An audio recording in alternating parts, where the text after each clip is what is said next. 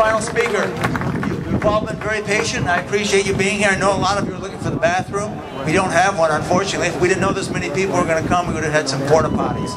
Actually, none of us have any money. They say we're getting our money from some right-wing conspiracy. But there is no right-wing conspiracy except right up here on this stage. I'm part of that conspiracy, and I think you all are too. But we're not getting any money from any place in Washington or any place all across the land. We're doing this ourselves, and that's the way we want it, because we're Americans. Our final speaker is a candidate for the county legislature, and he, along with Shelley Schratz, our candidates, I would like you to welcome him, and in November, please give him your support. It's people like this we need if we're going to change the situation here in Erie County. Kevin Hardwick.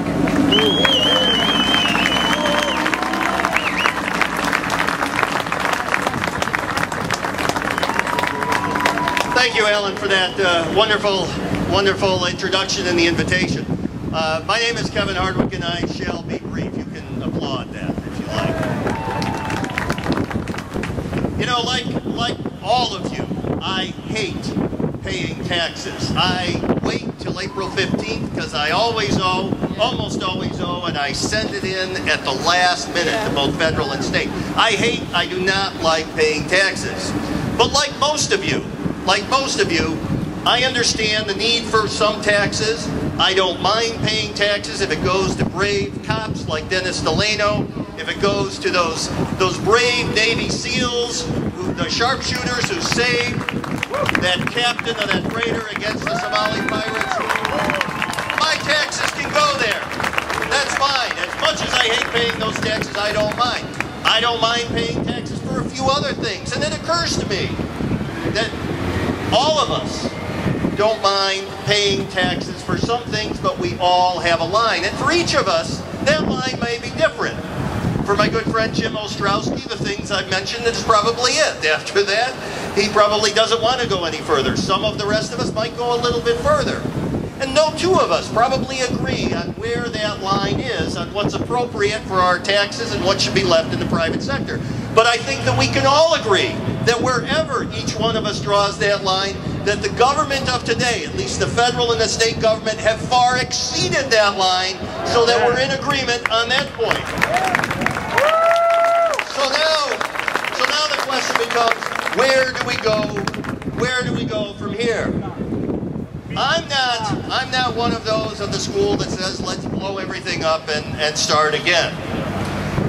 I'm one of those that on this anniversary of the Revolution and the Declaration of Independence of 1776 still believes in the Constitution that was crafted 11 years later in 1787 in that really hot summer in Philadelphia, Pennsylvania. That Constitution has stood up for 222 years now. And I would make the argument to you that the Constitution and the government that it established still works. The system still works. Now, it doesn't work for us. At least last year it didn't work for us in the election of 2008, but you know, you could still make the argument that it did work. What did we hear all summer? A majority of people last year, a majority of American voters voted for Barack Obama for President of the United States. Few of us, myself included, were not among them. However, a majority of Americans, and why did they vote for him? What did we hear at the rallies? What did we hear at their conventions?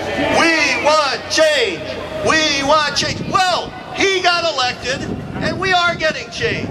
We're getting cap and trade. We're capping our progress and trading away our prosperity. We're getting a healthcare system that's fixing one that really, truly isn't broke, but by the end will break us. We're getting a Supreme Court nominee who thinks that some of us are more equal than others.